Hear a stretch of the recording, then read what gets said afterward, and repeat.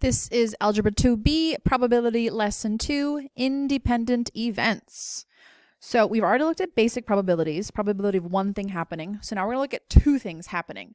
And we're going to look at specifically independent events, which means two things that do not affect each other. Affect, effect, affect, effect, effect.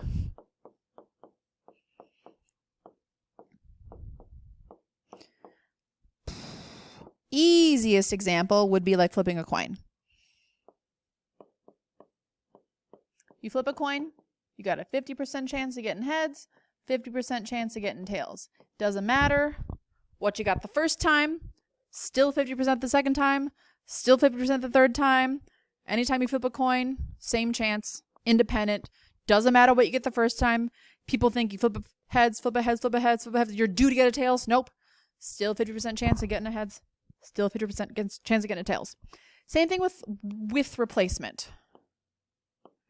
That's kind of a weird thing to say, but I'm going to point that out because a lot of our questions are going to talk about draw a card, put it back, draw another card. That's with replacement. Those events are independent. If you have 52 cards in a deck of cards, you draw a card, put it back in, you didn't change the chance of what you're getting the second time. It's still the same. Okay?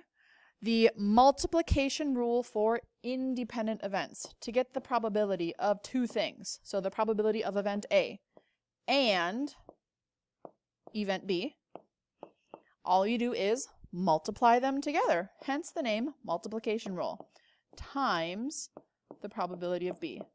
So if we're talking about the probability of flipping a heads and then flipping a heads again, so two heads in a row, that's a half times a half. We just multiply them together. Or maybe rolling a die and getting two ones in a row. Probability of getting a 1 the first time is 1 out of 6 times the second time 1 out of 6. You have a 1 out of 36 chance of rolling two ones in a row. Okay, so whatever we have, probability of first thing times the probability of the second thing has to multiply them together, and then you get the probability of both of them happening. So first example here, I have A and B, two independent events. I have the chance that A happens as 0.4, also known as 40%. I have the chance that B happens at 0.7, also known as 70%. Complete the tree diagram to find each probability. Okay, so we're going to start with the probability of A as 0.4, which is 40%. I'm going to label that on this branch 0.4. Now, we talked about complements in the previous lesson. If A has a 0.4, also known as 40% chance of happening, that means its complement, or the chance that A does not happen, would be 0.6, also known as 60%, right? You have a 40% chance that it does happen and a 60% chance that it does not happen. Second event, B has a 70% chance of happening. So that means I'm going to put a 0.7 on the branch leading to B happening. And I'm going to do the same thing on the bottom because these events are independent. Doesn't matter if A happened or not. There's still a 70% chance of B happening, which also means the chance that B does not happen is 30% or 0.3 because it's got to add up to 100%.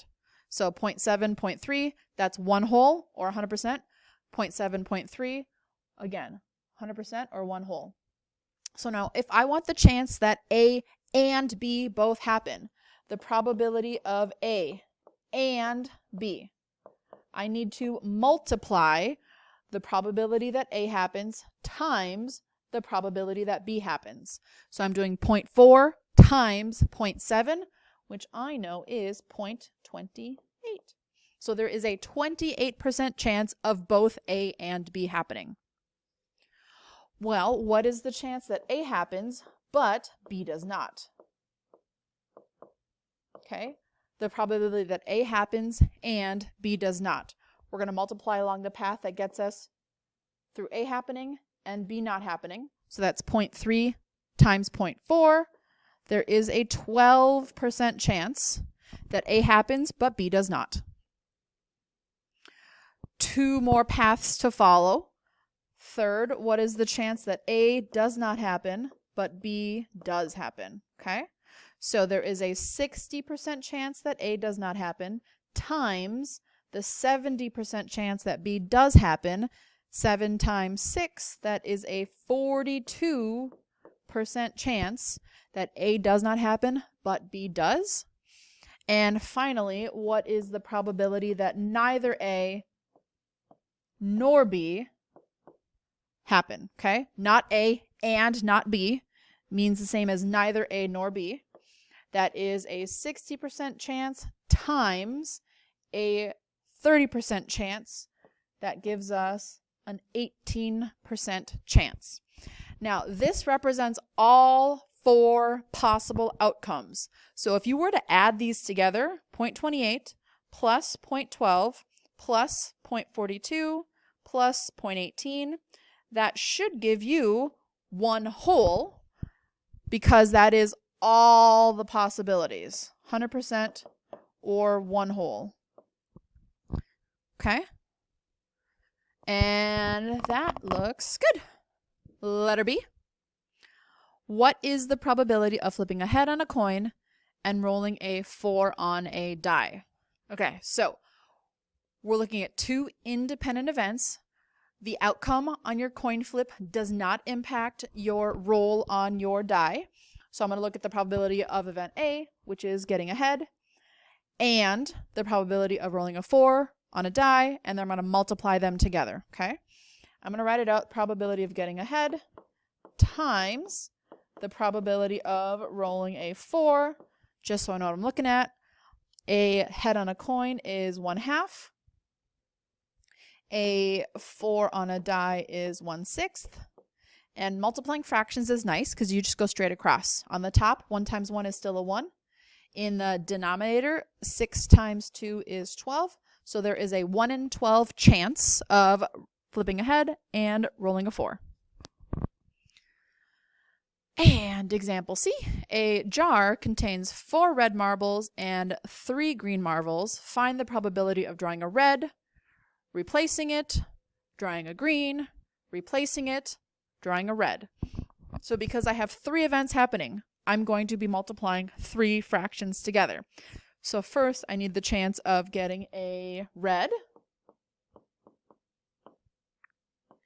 Then I need the chance of getting a green, probability of getting a green, and then the probability of getting a red again. As these are independent events, doesn't matter what happens the first time if I get a red or a green. Doesn't affect whether I get the second time a red or a green. Same thing with the third time red or a green. So based on the fact that I have 4 reds and 3 greens, which is 7 altogether, I have a 4 out of 7 chance of getting a red and a 3 out of 7 chance of getting a green and a 4 out of 7 chance of getting a red. Fractions are nice because we just go straight across. In the numerator, 4 times 3 times 4 looks like a 48 up top. And in the denominator, 7 times 7 times 7 gives us 343. That does not reduce. If you wanted to, you could go decimal or percent. So that is approximately a 14% chance. And I think I got one more example down here. A and B are independent events. The probability of A and B is 15%. The probability of B is 20%. Find the probability of A.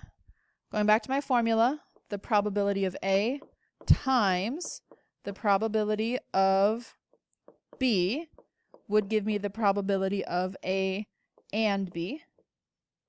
We got that way up top, so that is something